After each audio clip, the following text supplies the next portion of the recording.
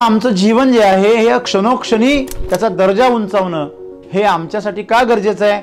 कारण त्यांनी आमचं जीवन आणखी सुसह्य होतं आणि समाधानी होतं, सुखाचं होतं। जीवनाचा दर्जा सांसारिक लेवलला जर आम्हाला सुधारायचा असेल तर विशेष ज्ञान महत्त्वाचं आहे, शारीरिक आणि मानसिक लेवलला विशेष ज्ञान महत्त्वाचं आहे, विज्ञान महत्त्वाचं आहे। तसं ऊर्जेच्या स्तरावर आत्मिक ज्ञान महत्त्वाचं आहे। मग आत्मिक ज्ञान जर तुमच्याकडे असेल तर तुम्ही सगळ्या प्रकारची समृद्धी असल्यानंतर देखील अशांत किंवा दुःखी होऊ शकत नाही। गरिबीमध्ये जगणं, अज्ञानपणामध्ये जगणं, सामान्यपणे जगणं हे सोपं आहे, सगळेच जगताय, 90% लोक असेच जगताय। परंतु श्रीमंतीमध्ये जगणं, प्रतिष्ठेमध्ये जगणं, ज्ञानी होऊन जगणं हे सोपं नाहीये। एक श्रीमंत माणूस जेवढा भरकटू शकतो तेवढा गरीब नाही भरकटू शकत। एखादा ज्ञानी जेवढा भरकटू शकतो तेवढा अज्ञानी भरकटत नाही। त्याला माहिती आहे मला काही कळतच नाही, तो फारसं डोकं चालवतच नाही। आणि ज्ञानीला असं माहीत असतं की मी ज्ञानी आहे, मी जे बोलेल ते खरंच असतं, त्याचे भरकटण्याचे चान्सेस जास्त असतात। म्हणून आत्मज्ञान ही गोष्ट तुम्हाला जीवनाचा एक उच्च दर्जा गाठण्यासाठी फार गरजेची आहे। जेव्हा तुम्ही आर्थिकदृष्ट्या समृद्ध होता, ज्ञानाच्या माध्यमातून तुम्ही तज्ज्ञ होता, जेव्हा तुम्ही एखाद्या उच्च पदावर जाता त्यावेळी तुमच्यासाठी ह्या गोष्टी फार महत्त्वाच्या आहेत। जेव्हा तुम्ही जगाला लीड करता, जगाला मार्गदर्शन करता, काही लोक तुमच्या मार्गदर्शनानुसार त्यांचं जीवन रचित करता, अशा वेळेस तुमच्यासाठी आत्मज्ञान अत्यंत महत्त्वाचं आहे असं सद्गुरू म्हणता। आणि ते आत्मज्ञान तुम्हाला प्राप्त झालं असं म्हणजे तुम्हाला देव कळाला, मृत्यूच्या अगोदरचं नंतरचं आयुष्य कळालं आणि देवाच्या शक्ती कळाल्या, रिद्धिसिद्धी प्राप्त झाल्या आणि तुमच्याकडे भविष्य कळायला लागलं वगैरे, ह्याला आत्मज्ञान नाही म्हणत आहे। ती शक्ती आहे, ती आध्यात्मिक शक्ती आहे, तिचे परिणाम आहे। परंतु आत्मज्ञान ही गोष्ट फार वेगळी आहे। तिचं वर्णन करताना सद्गुरू फार सुंदर व्याख्या करतात की प्रतिक्रिया आणि प्रतिसाद, तुम्ही याच्यापैकी काय निवडता? की प्रतिक्रिया जी असते ती तात्काळ होते आणि प्रतिसाद देण्यासाठी विलंब लागतो। प्रतिसाद जो आहे तो नेहमी ज्ञानातूनच येतो, हे लक्षात ठेवा। आणि प्रतिक्रिया अज्ञानातून येते। मग प्रतिक्रिया ही आबगी असते आणि प्रतिसाद हा जाणीवपूर्वक असतो, जागृतपणे असतो। तुम्ही तुमचा जीवनाचा दर्जा जो आहे, गुणवत्ता आहे ती ठरवणं म्हणजे तुमचं जीवन कसं असायला पाहिजे। तुमचं जीवन आनंदी असायला पाहिजे, तुमचं जीवन समाधानी असायला पाहिजे, तुमचं जीवन निरोगी असायला पाहिजे, तुमचं जीवन स्पष्ट असायला पाहिजे। तुमच्या जीवनामध्ये जे अपघात घडतात ते नशिबाने घडतात असं नाही आहे, प्रारब्ध घडून आणतं हे जरी खरं असलं तरी पण ते बदलण्याची ताकद तुमच्या जागृतपणामध्ये बोध आहे। तो बोध आमच्यामध्ये विकसित नसल्यामुळे आमची सगळी फरफट आहे, आमच्या जीवनाचा दर्जा त्याच्यामुळे घसरतो। मग आम्हाला शिकायचं हेच आहे की काय केल्याने आमचं जीवन सुंदर होणार आहे। आमचं जीवन सुंदर होणार आहे सात्विक आहार घेतल्याने, आमचं जीवन सुंदर होणार आहे सत्य वचन बोलण्याने, आमचं जीवन सुंदर होणार आहे सत्य आचरण केल्याने।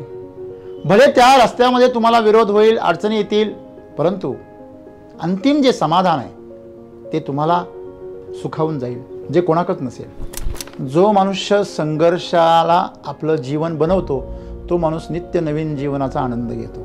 आणि जो माणूस संघर्षापासून पळतो तो एक बोरिंग लाईफ जगतो, रुटीन। आत्मज्ञान म्हणजे तुमचा जीवनाचा दर्जा नित्य नित्य काय चाललेला आहे, उंचावत चाललेला आहे।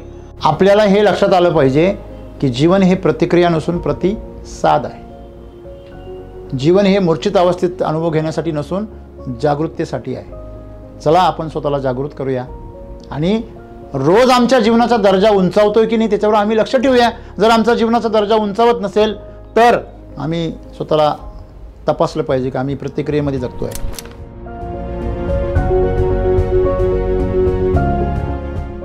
एखाद्या विषयाचं विशेष ज्ञान त्याला आम्ही विज्ञान असं म्हणतो। विषय कुठलाही असो त्याच्यामधलं विशेष जे सर्वांकडे नाही आहे असं जे ज्ञान असतं त्याला विज्ञान असं म्हणतो। आणि जेव्हा आम्ही विज्ञान जाणतो मग ते भूमितीचं का असे ना, भूमितीच्या पाठीमागचं जे शास्त्र आहे ते शास्त्र जेव्हा आम्ही जाणतो त्या भूमितीचा आम्ही आमच्या जीवनामध्ये वापर करून घेतो। फिजिक्स ज्याच्या आधारावर सगळे स्ट्रक्चर्स उभे आहेत, आम्ही सुद्धा 2 पायावर उभे राहतो, ते फिजिक्सच्या नियमानुसारच राहतो। मग तुम्हाला जर विषयाचं ज्ञान असेल तर तुम्ही 2 पायांवर समतल भार द्याल आणि मग उभे राहाल। जेव्हा तुम्ही 2 पायांवर समतल भार देऊन उभे राहता तेव्हा तुमची ग्रॅव्हिटी 0 होते आणि तुमच्या शरीरावर असलेला जो ग्रॅव्हिटीचा ताण आहे तो शून्य होतो आणि तुम्हाला थकवा येत नाही। पण जेव्हा तुम्ही एका साईडला भार देता, वाकडे उभे राहता, जेव्हा तुम्ही बॅलन्स गमावता, तेव्हा तुमच्यावरती पूर्णपणे ग्रॅव्हिटी काम करते आणि ती तुम्हाला खाली खेचण्याचा प्रयत्न करते आणि तुम्हाला मात्र उभं राहायचं असतं. अशा परिस्थितीमध्ये तुमची भयंकर ऊर्जा खर्च होते. हे फक्त शरीराच्या बाबतीत लागू होत नाही, हे जीवनाच्या प्रत्येक अंगाच्या बाबतीत लागू होतं. सांसारिक जीवनामध्ये विशेष ज्ञान महत्त्वाचं असतं, विज्ञान महत्त्वाचं असतं जगण्यासाठी. छोट्या छोट्या गोष्टींपासून अगदी श्वास कसा घ्यावा, जेवण कसं करावं, पाणी कसं प्यावं, उठावं कसं, बसावं कसं, या सगळ्या गोष्टींमध्ये विशेष ज्ञान तुम्हाला वैदिक संस्कृतीमध्ये बघायला मिळेल. तुम्हाला वैदिक संस्कृती उभ्या उभ्या जीवनाची परवानगी कधी देणारच नाही. तुमच्या जीवनाची जी गुणवत्ता आहे, तुमचं जे दिनचर्या आहे, तुमचं आयुष्यमान आहे, तुमचा आनंद आहे, समाधान आहे, तृप्ती आहे, या सगळ्या गोष्टींसाठी तुमच्या जीवनाची गुणवत्ता उंचावणं फार महत्त्वाचं. आज माणूस शिकतो कशासाठी? काही अज्ञानी माणसं जे शिकतच नाही, असे अनपढ माणसं जगत नाहीत का? ते पण जगतात. मग शिकतो कशासाठी? सभ्य होण्यासाठी, शिष्टाचार शिकण्यासाठी, कौशल्य आणि गुणवत्ता तुमच्यामध्ये ज्या आहेत त्या आणखीन प्रज्वलित करण्यासाठी आम्ही शिक्षण घेतो, प्रशिक्षण घेतो. आम्ही पैसा का कमावतो? जे पैसा कमवतच नाही ते भिकारी पण चांगल्या प्रकारे जगतात. कधी नव्हे त्या भिकाऱ्याकडे कोटी रुपये सुद्धा जमा झालेले असतात ज्यावेळेस तो मरतो तेव्हा. परंतु भिकाऱ्याकडे असलेल्या कोटी रुपयांना किंमत शून्य आहे. तुम्ही जे भोगलं ते जीवन, जे तुमचं चुकलं ते तुमचं जीवन नाही.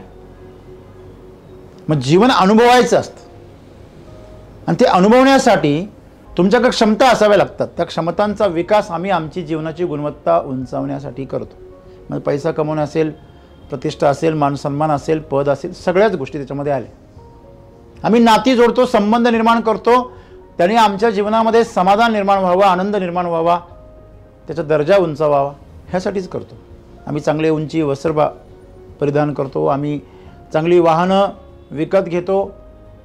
भले ज्याची परिस्थिती नाही आहे वाहन विकत घेण्याची, परंतु जेव्हा तो प्रवास करतो तेव्हा तो निवडतो की मी साधी गाडी निवडणार की मी लक्झरी गाडी निवडणार. कशा करता? प्रवासाची गुणवत्ता उंचावण्यासाठी.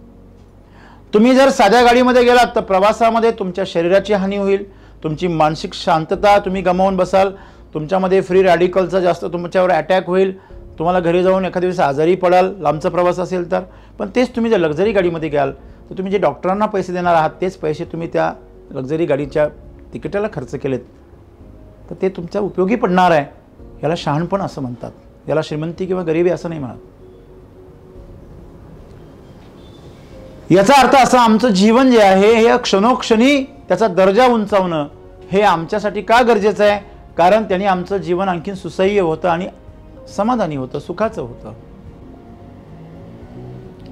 सद्गुरू आम्हाला विशेष ज्ञानाबद्दल बोलत नाही, आत्मज्ञानाबद्दल बोलतात. जसं आम्ही म्हणतो की तुम्ही जर्सी गाईचं तूप खाण्यापेक्षा तुम्ही गावठी गाईचं तूप खा. तुम्ही साखर खाण्यापेक्षा तुम्ही गूळ खा, जे नैसर्गिक आहे थोडंसं. परंतु याच्याही पुढे जाऊन तुम्ही गीर गाईचं तूप खा, तेही वैदिक पद्धतीने तयार केलेलं खा, मशीननी नाही. म्हणजे प्रत्येक गोष्टीमध्ये पावित्र्य आणि शुद्धता याचा दर्जा पुढे पुढे आपण वाढवत नेऊ शकतो. तुम्ही साखरेऐवजी गूळ खाण्यापेक्षा तुम्ही फळं खा ज्याच्यातून तुम्हाला साखर मिळेल. खजूर खा, आंबा खा, तुमच्या सीझनमध्ये जे गोड फळ तुम्हाला मिळत असेल ते खा. चिकू आहे, भरपूर साखर मिळते, डाळिंब आहे, सीताफळ आहे. सांगण्याचं तात्पर्य काय?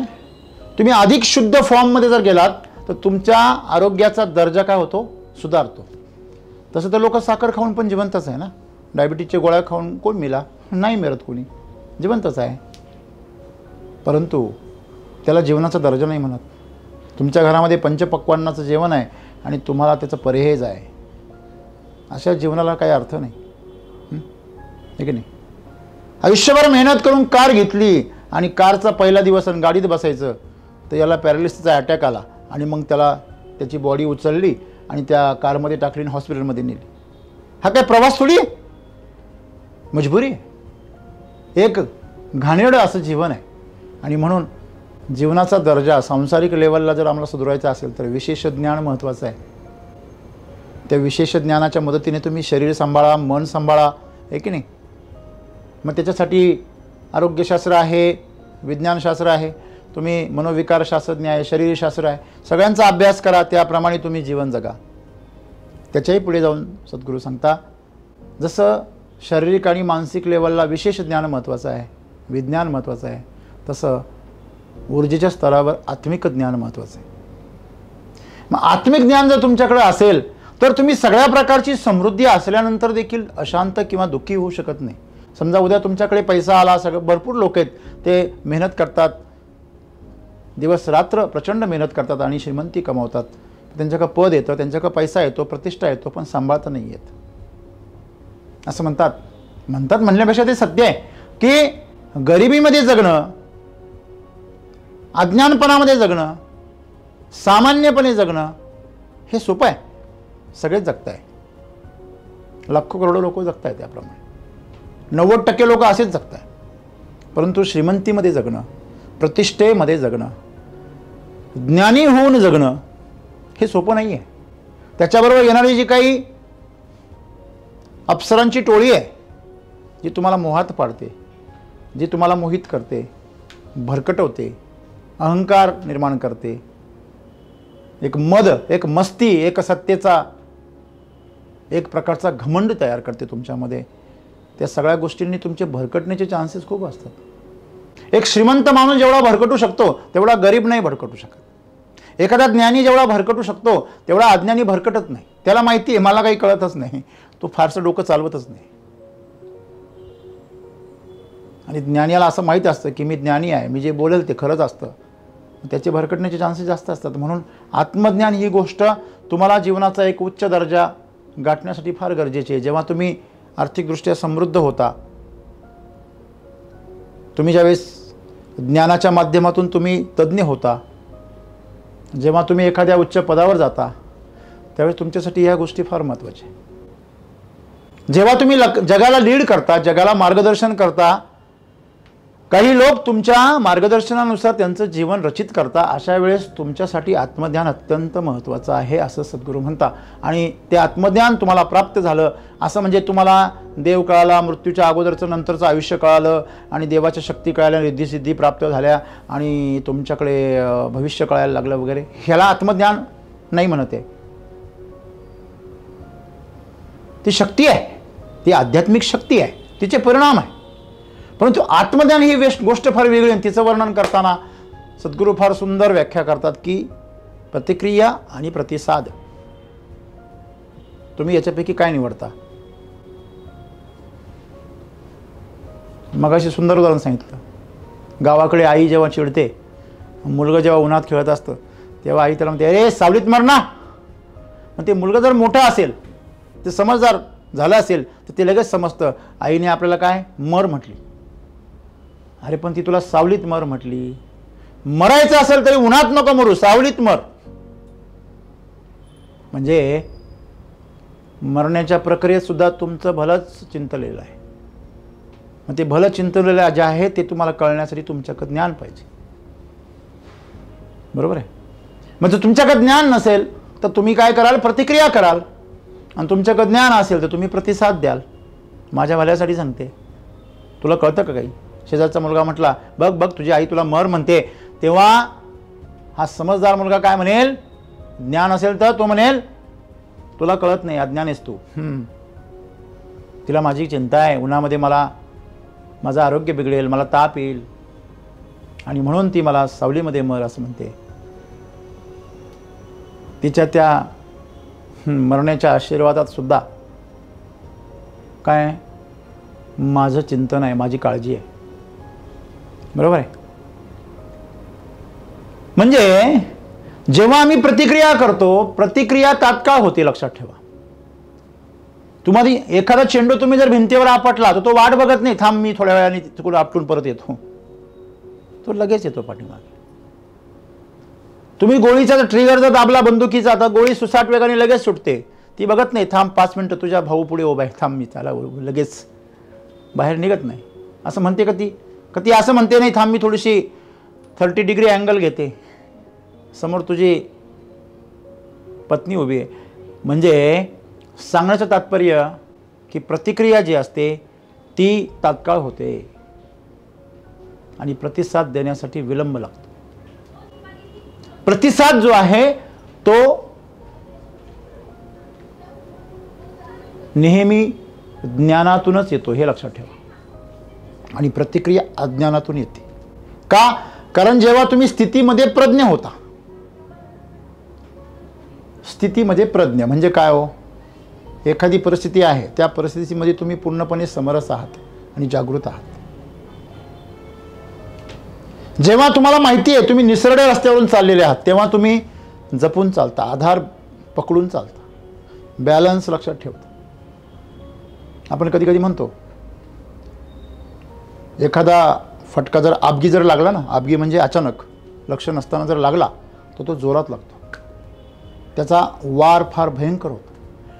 आणि ठरवून जर एखाद्याला म्हटलं हे फटका मार चल माझ्या पाठीमध्ये, तर मग तो जो फटका आहे तो सहन करण्याची क्षमता आमच्याकडे असते आणि म्हणून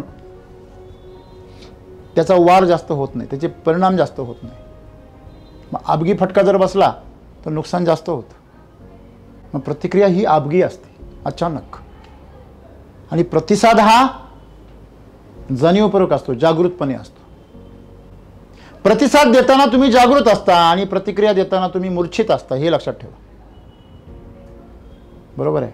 मग ते भांडण जे आहे ते प्रतिक्रियेतूनच निर्माण होतं, प्रतिक्रियेतून भांडण नाही होत. असं कधी झालंय का? नाही, भांडणच होतं. उलट आणखीन गंभीर भांडण होत जातं. जेवढ्या प्रतिक्रियेचा वेग वाढतो तेवढे भांडणाची तीव्रता वाढत जाते. त्याच ऐवजी तुम्ही जर प्रतिसाद द्यायला लागला तर संवाद होतो, वाद नाही होत. म्हणजे सद्गुरू आज आम्हाला सांगता की तुम्ही तुमचं जीवन हे प्रतिक्रियेपासून प्रतिसादाकडे नेलं पाहिजे, तरच तुमच्या जीवनाची गुणवत्ता आणि दर्जा काय होणार आहे? उंचावणार आहे. बरोबर आहे. मग आमच्या जीवनाचा दर्जा जर आम्हाला सुधारायचा असेल, गुणवत्ता सुधारायची असेल, जसं मी सुरुवातीला म्हटलं की आमच्या शरीराचं आरोग्य, आमच्या मनाचं आरोग्य आणि आमच्या ऊर्जेची तीव्रता, या सगळ्या गोष्टींची गुणवत्ता ही तुमच्या आत्मज्ञानावर अवलंबून आहे. आणि आत्मज्ञान म्हणजे दुसरं तिसरं काही नाही, तर तुमच्या जीवनाची गुणवत्ता आणि दर्जा तुम्ही स्वतः ठरवणं आणि त्या अनुसार प्रतिसाद देणं. गोष्ट फार सोपी आहे,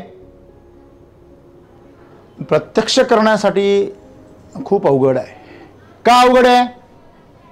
नेहमी खरे बोलावे, हे बोलायला फार सोपं आहे, लिहायला पण फार सुंदर आहे. ज्यावेळेस आम्ही सांगतो नेहमी खरे बोलावे, आम्ही लहानपणापासून शिकत आलो. परंतु जर प्रत्यक्षामध्ये आम्ही स्वतःच्या आत डोकून पाहिलं तर आम्ही किती खरे बोलतो. मग कोण म्हणतो सर आम्ही 75% खरं बोलतो, कोण म्हणतो आम्ही 50% खरं बोलतो, कोण म्हणतो 25% खरं बोलतो. अरे तू जे 25% खरं बोलतो ते सुद्धा खरं असतं का? जरा खोलवर डोकून तर पहा. नाही, मलाच माहिती नाही सर, मी एवढं खोलवर विचार करत नाही. ठीक नाही, विचार तर नेहमी करत असतो पण खोलवर नाही करत. कधी विचार करत नाही असा दिवस आमच्या आयुष्यात क्षणच उगत नाही. विचार सदैव चालू आहे पण खोलवर आमचा विचार नाही आहे. मग मला सांगा, जर तुमचं झाड जर खोलवर जर मुळ्याच रोवल्या नाही तर त्याला आधार बी परिपूर्ण मिळणार नाही, त्याला जे पोषण आहे ते पण परिपूर्ण मिळणार नाही. छोट्याशा वाऱ्यामध्ये, वादळामध्ये ते उन्मळून पडेल. मग आमचं जीवन असंच आहे, थोडासा संघर्ष करण्याची वेळ आली की आम्ही अस्तव्यस्त होऊन जातो. आणि म्हणून आमच्या बोधाची जी मुळं आहेत ती खोलवर गेली पाहिजे. आम्हाला असं वाटतं की अरे माझं काय वय आहे का, हे तत्वज्ञान, ही जळजळ वाक्य आणि ही जळजळ शब्द हे माझ्यासाठी नाही आहे. हे देव धर्म अध्यात्म हे काय लावून ठेवलं आहे तुम्ही? मस्त मजा करायचं, काम करायचं, खायचं प्यायचं, असं आपलं वय, आणि ह्या वयामध्ये हे कुठलं आलंय तत्वज्ञान? मित्रांनो, शेवटी जीवनाचा दर्जा तत्वज्ञानापाशी येऊनच थांबतो. आणि म्हणून जर आम्हाला तिथे कधी ना कधी जायचंच आहे तर सुरुवात तिथून का नको? आणि म्हणून सद्गुरू आम्हाला जे रहस्य सांगता की तुम्ही तुमचा जीवनाचा दर्जा जो आहे गुणवत्ता आहे ती ठरवणं म्हणजे तुमचं जीवन कसं असायला पाहिजे. तुमचं जीवन आनंदी असायला पाहिजे, तुमचं जीवन समाधानी असायला पाहिजे, तुमचं जीवन निरोगी असायला पाहिजे, तुमचं जीवन स्पष्ट असायला पाहिजे. तुमच्या जीवनामध्ये जे अपघात घडतात ते नशिबाने घडतात असं नाही आहे. प्रारब्ध घडून आणतं हे जरी खरं असलं तरी पण ते बदलण्याची ताकद तुमच्या जागृतपणामध्ये आहे. एखाद्या गाडीचा गिअर आहे, त्याची स्टिअरिंग आहे, ही बदलवणं, तिची दिशा बदलणं, गिअर बदलणं हे ड्रायव्हरच्या हातात आहे. जर तो शुद्धीवर असेल तर. ही गाडी आहे आणि ह्या गाडीचं दिशा जी आहे, मन आणि शरीर, ही तुमची गाडी आहे. ह्या गाडीची दिशा, हिचं स्टिअरिंग हे सगळं तुमच्या आतमध्ये असलेल्या चैतन्याच्या हातात आहे. ती चेतना जर तुमची जागृत असेल तर ती कधीही ॲक्सिडेंट होऊ देत नाही. अतिशय फ्रॅक्शन ऑफ द सेकंड, अतिशय सूक्ष्मच्या सूक्ष्म कालावधीमध्ये सुद्धा ती तुम्हाला संकटापासून बाजूला घेऊन वाचवेल. तुम्हाला माहिती आहे आम्ही सर्व प्रज्ञावान आहोत, परंतु आमच्यामधली प्रज्ञा झोपलेली आहे. कशावरून? बघा, जेव्हा आम्ही आरती करतो किंवा एखादी गोष्ट जी आमच्या पाठांतरामध्ये आहे, रोजच्या नियमित रुटीनमध्ये आहे, दिनचर्येमध्ये, ती गोष्ट अशी लांबलचक जर एखादी गोष्ट असेल, समजा पसायदान आहे, शाळेमध्ये मुलं पसायदान म्हणतात, आता विश्वात्मके देवे येणे वाग्यज्ञ तोषावे तोषोनी मज द्यावे पसाय दानही. मग हे ज्यावेळेस आपण म्हणतो त्यावेळेस जर आपण आठवायला लागलो तर अचानक आपल्याला आठवायचं बंद होतं.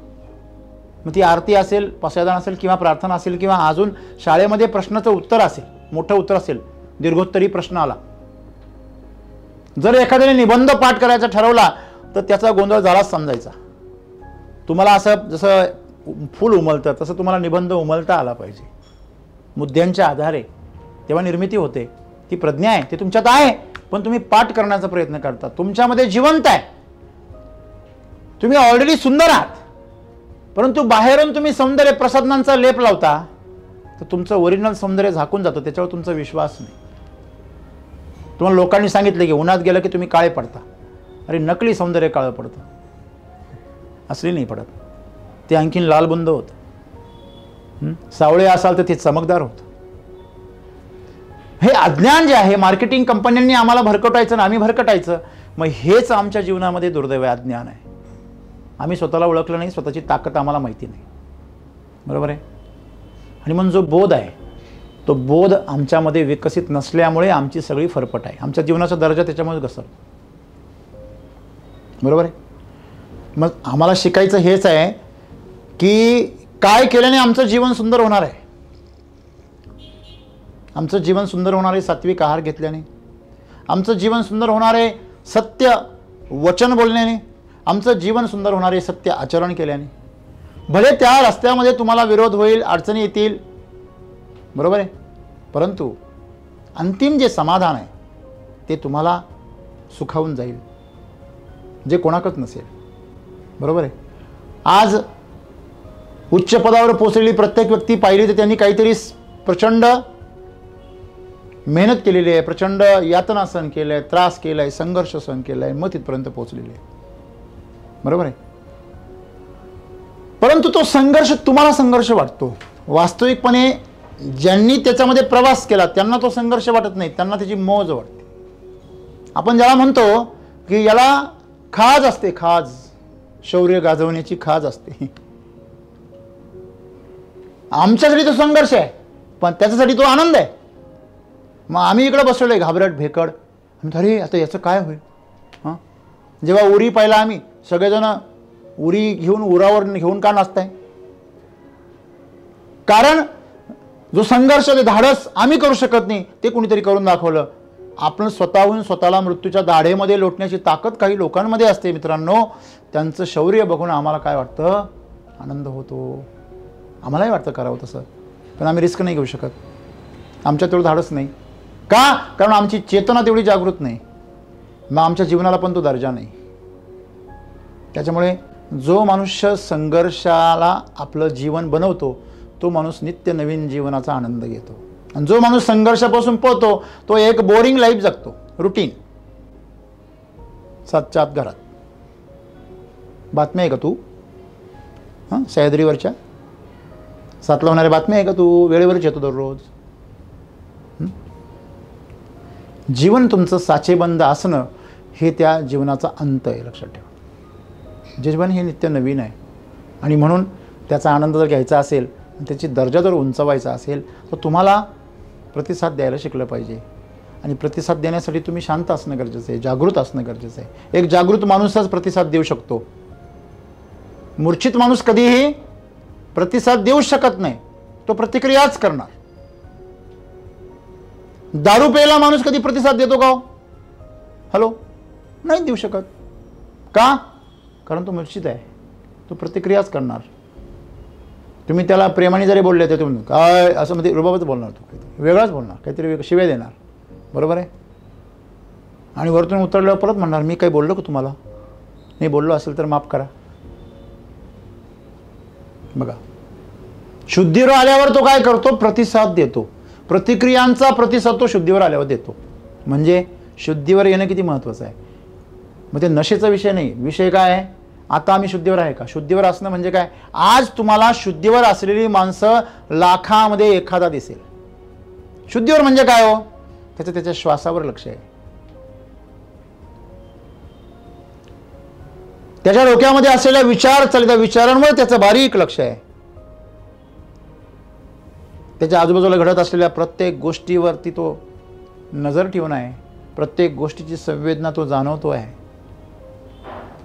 त्याला स्पष्ट दिसतंय, त्याचे निर्णय स्पष्ट आहे, विचार स्पष्ट आहे, तो गोंधळत नाही, तो गडबडत नाही, तो घाबरत नाही. मग असा मनुष्य आहे जागृत मनुष्य. जागृत मनुष्य कधी दचकतो का? दचकतो कोण? एक तर झोपेतला दचकतो, किंवा जो थोडा भान हरून गेलाय, बसलाय पण त्याचं ध्यान इथं नाही आहे असा माणूस दचकतो, आहे की नाही? दचकणे हा एक अपघातच आहे ना मनाचा. मराठीमध्ये शब्द फार सुंदर आहेत, दचकणं आणि गचकणं. दोघं माऊस भाऊ असं मला वाटतं. दचकण्याची जी शेवटची अवस्था आहे ती काय आहे? त्याच्यामुळे दचकतं ते. त्या भीतीनं, गचकण्याच्या भीतीनं दचकतं. किती सुंदर आहे बघा शब्द. शब्दांची रचना मराठीमध्ये माझी मराठी आहे बोल कौतुके का म्हटले ज्ञानेश्वर माऊली. त्याच्यामुळेच म्हटले. एवढं सौंदर्य, एवढी समृद्धी तुम्हाला दुसऱ्या भाषेमध्ये संस्कृत व्यतिरिक्त नाही सापडणार, बरोबर आहे. आणि म्हणून आपण मूळ विषयाकडे लक्ष देऊया. आपलं आत्मज्ञान जे आहे ते आत्मज्ञान म्हणजे फार मोठ्या प्रमाणे पांडित्य करणं, देवाधर्मांविषयी बाता करणं आणि फार पुराण वगैरे सांगणं आणि पुराणाचे दाखले देणं म्हणजे आत्मज्ञान नाही. आत्मज्ञान म्हणजे तुमचा जीवनाचा दर्जा नित्य नित्य काय चाललेला आहे? उंचावत चाललेला आहे. तुमची बोलण्याची पद्धती, तुमची उठण्या बसण्याची पद्धती, तुमचं राहणीमान, तुमचं खाणं पिणं, तुमचं जागृती, तुमचे निर्णय घेण्याची क्षमता, तुमची प्रतिसाद देण्याची क्षमता, या सगळ्या गोष्टींमध्ये दररोज काय झालं पाहिजे? सुधारणा झाली पाहिजे. जसं फळ किंवा एखादं फूल रोज त्याच्यामध्ये सुंदर सुंदर बदल होत राहतात, ते परिपक्वतेकडे जातं आणि एकदा परिपक्व झालं की स्वतःला झाडापासून वेगळं करतं, पुढच्या प्रवासाला सुरुवात करतं. आपलं फळ मधल्यामध्येच पिवळं पडतं आणि लाल व्हायला लागतं आणि अर्ध पिकेलं असतं आंब्यासारखं आणि अर्ध कच्चंच असतं. इकडून खायला गेलं का काही लोकांना आंबट लागतं, काही लोकांना गोड लागतं. काही लोक म्हणतात अरे चांगला येतो, काही लोक म्हणतात त्याचा काय नादी लागतो. हे असं आहे, अर्ध पिकेलं अर्ध कच्चंच, अर्ध्याचं काही तपासत नाही. जीवनाचं जे फळ आहे ते सर्व अंगांनी सर्व बाजूनी सुंदरच असलं पाहिजे, ते गोड असलं पाहिजे, मधुर असलं पाहिजे, हेच सद्गुरू सांगता.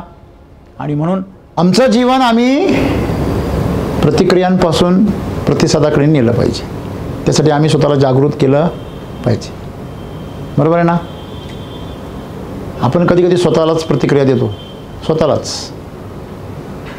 आणि ह्या प्रतिक्रिया देणाऱ्यांची संख्या फार काही शांत बसणे म्हणजे प्रतिक्रिया देणे नाही असं नाही. काही माणसं अतिशय शांत होऊन जातात, ही पण प्रतिक्रियाच आहे, लक्षात ठेवा. हे फार म्हणजे माणसाचं मन फार चालाक आहे. तुम्हाला ते अशा व्याख्येमध्ये गुणवत्तेमध्ये असं गुरफटवतं, तुम्हाला असं वाटतं नाही मी तर पप्पू आहे.